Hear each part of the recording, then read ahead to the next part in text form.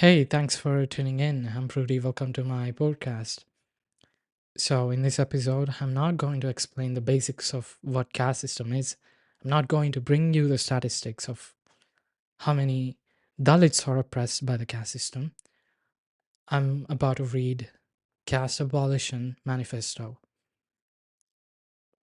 Caste is not a cultural identity, it is a violent, oppressive system designed to control labor, power, and resources. It has outlasted colonialism, capitalism, and every political regime, even including the Roman Empire. It would look like a paper mache before the caste system because the caste system constantly adapts to sustain oppressor caste dominance. Caste abolition is not about reform, it is about dismantling caste completely.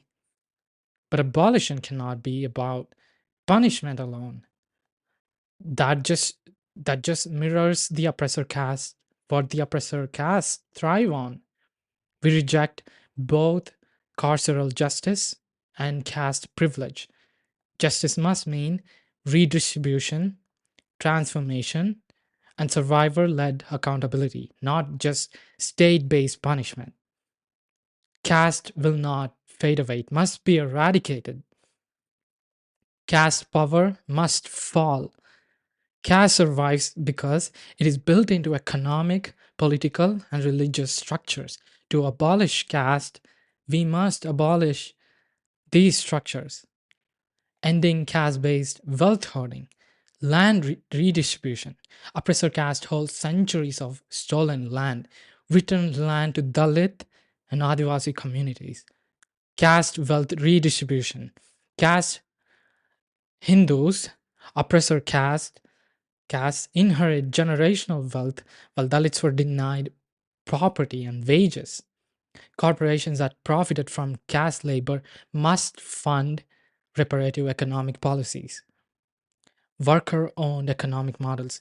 Brahmins so far own industries where Dalits provide labor. In all the industries such as leather, agriculture, sanitation, all of these Dalits are the ones who are providing labor, and Brahmins are the one who are owning them. And abolition means shifting ownership, not just enforcing diversity hiring. Breaking the political power of caste, end caste based political dynasties that exploit Dalit votes while keeping power within oppressor caste families. Abolish caste based bureaucratic networks that control government hiring, police, and judiciary. Create Dalit and Adivasi led governance models instead of just adding Dalit faces to Savarna led political parties. Caste as identity must be erased. Caste is not personal, it is a system of violence, privilege, and exclusion. Abolition means removing caste based identity markers, dismantling caste in social life, banning caste surnames. If Savarnas are just culture, why do they determine marriage, jobs, and power? Ending caste based marriage. Brahmins claim caste is dead, but still arrange 90% of their marriages within their own caste. So abolish Gotras, caste based matchmaking, and religious marriage laws. Dismantling caste based private networks. Brahmin Sabhas, Reddy Sanghas, Kamma Sanghas, and other caste based business alliances or community groups are not community groups, they are power structures. Dissolve these networks legally and economically, just as white supremacist organizations are dismantled. Caste in religion must end. Hinduism and caste are inseparable.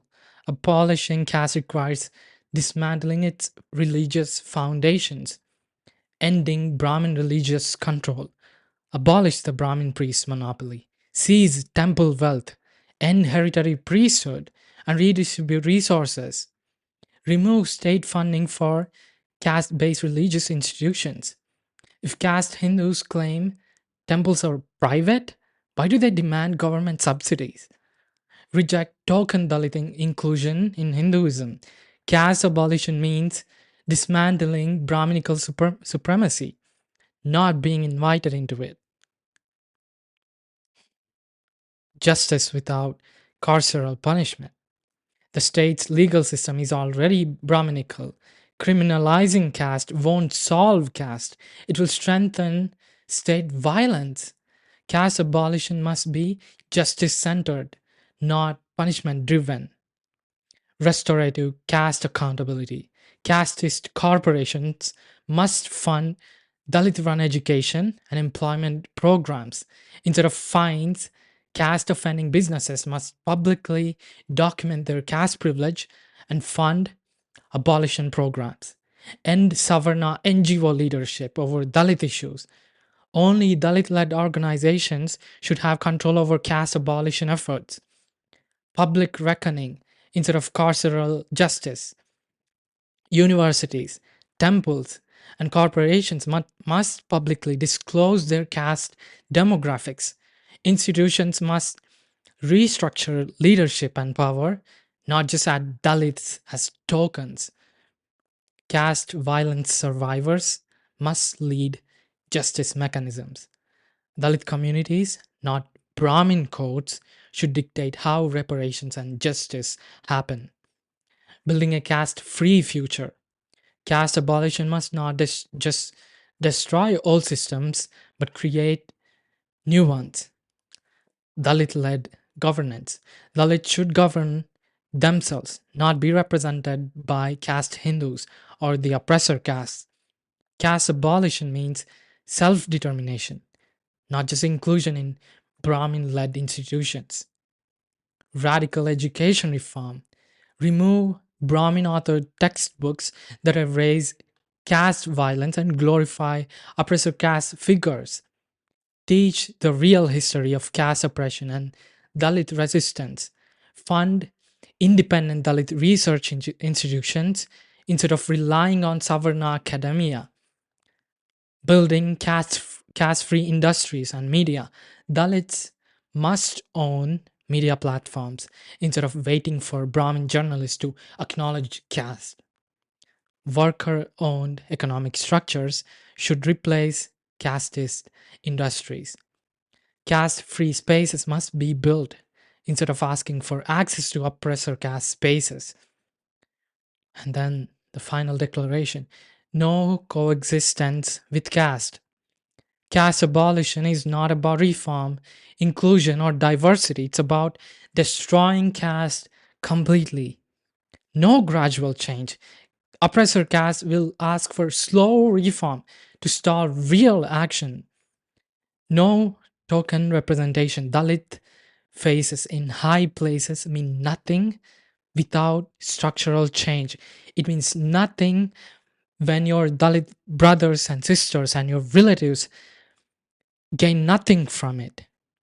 No Savarna saviors. Only the oppressed can lead the abolition of their oppression. Caste will not disappear on its own. It must be dismantled. It must be disrupted. It must be erased. Caste abolition is not just possible, it is necessary. Thank you for listening.